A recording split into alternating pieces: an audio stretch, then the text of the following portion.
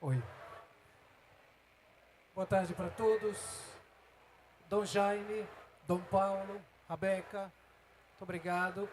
E eu gostaria de dizer que a gratidão também é por termos ter feito possível de nós estarmos reunidos aqui. A voz da igreja precisa, né, Rochelle, ser ouvida. E nós só podemos ser ouvidos se a gente faz o são diálogo entre fé e razão, entre ciência e fé. Eu venho representando a universidade. Eu trabalho na Faculdade Católica de Belém há 20 anos, formando novos seminaristas, novos padres. E ao mesmo tempo trabalho na Universidade do Estado do Pará e na Universidade da Amazônia. É dessa perspectiva que eu fui convidado para trabalhar na Precop. E o tema que me foi colocado foi a governança global, climática, ambiental. E uma das discussões que nós fizemos, eu questionei o conceito de governança global. Porque, de certa forma, quando a gente fala em governança global, nós estamos falando na reunião entre países para decidirem os problemas de temas globais que afligem o mundo. O tema ambiental é um tema global. E por isso os países se reúnem para decidirem as melhores formas de combater esse problema. Até aí tudo bem. 1945 marca o nascimento da ONU. E a ONU nasce para resolver o problema da segurança internacional. Da ONU nascem várias organizações internacionais, a OMS com a questão da saúde, a OIT com a questão do trabalho, a Unesco com a questão da ciência, da cultura, da educação, a FAO com a questão da alimentação e tantas outras. A COP30 nasce desse esforço da ONU de fazer com que os países tentem decidir o futuro do mundo nessa questão. E eu questionei e venho questionando exatamente porque governança global não pode ser um movimento apenas de países, apenas de grupos de políticos que se reúnem para resolver os problemas no mundo. Essa governança global, ela precisa ser ampliada. Em que sentido? Fazer com que a sociedade civil seja participante efetiva do processo. Ou seja, que essa governança global tenha a participação dos povos de maneira decisiva. Que a fala, como diz o Krenak, que se tenha não só o poder de voz, mas o poder de veto, no sentido de dizer, queremos ou não queremos.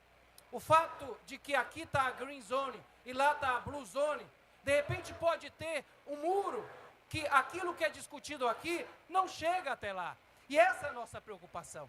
O fato dos povos indígenas terem se reunido e talvez até com maneiras próprias tentado entrar na Blue Zone é emblemático para dizer, não podemos de alguma forma ficar fora dessas decisões. Aliás, é bom ser dito uma coisa, que na verdade, falar de governança global ampliada significa dizer que, em tese, todos os países deveriam ser democráticos. Em que sentido? Que os representantes fossem efetivamente representativos da vontade da sociedade civil. Mas de certa forma, nem todas as democracias funcionam assim.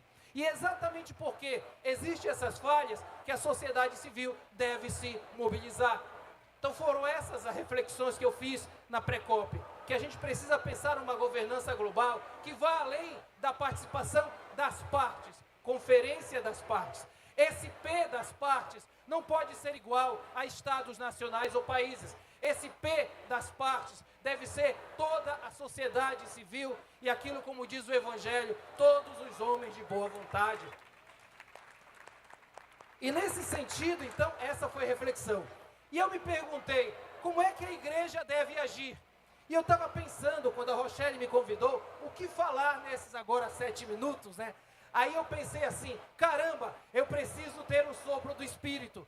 E ele veio em forma de uma exortação apostólica, que infelizmente, o Dom Jaime, a imprensa deu muito pouco destaque, que foi uma exortação apostólica do Papa Leão XIV, que me aqueceu o coração, que foi a Dilexite, que foi exatamente a ideia de retomar a opção preferencial pelos pobres. A Dilexite deveria ser, Dom Paulo, uma disciplina na faculdade católica para todos os seminaristas. Eu dei uma aula inteira para os meus alunos da católica, discutindo a Dilex T, onde efetivamente o Papa Leão XIV diz: precisamos voltar nossos olhos para os pobres.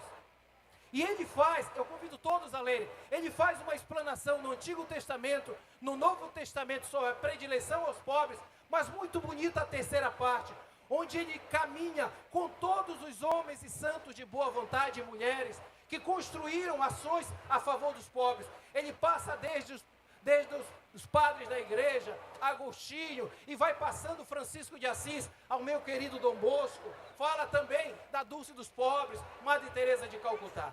E essa foi a inspiração para dizer: caramba, a igreja não pode estar fora da COP30, porque na verdade a igreja traz consigo as marcas da defesa dos mais necessitados.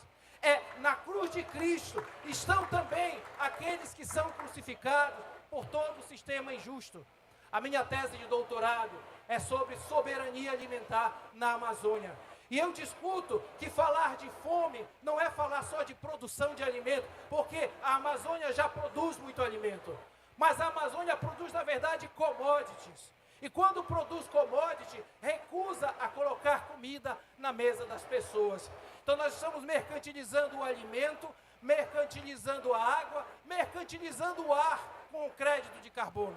Então, de certa forma, nós da igreja precisamos continuar sendo sinais proféticos, lá onde eu estiver, seja eu como presidente da CNBB da CELAM, seja eu como bispo auxiliar de Belém, seja eu como ativista social da igreja, seja como professor universitário, seja quem estiver aqui. A nossa opção tem que ser pelos pobres.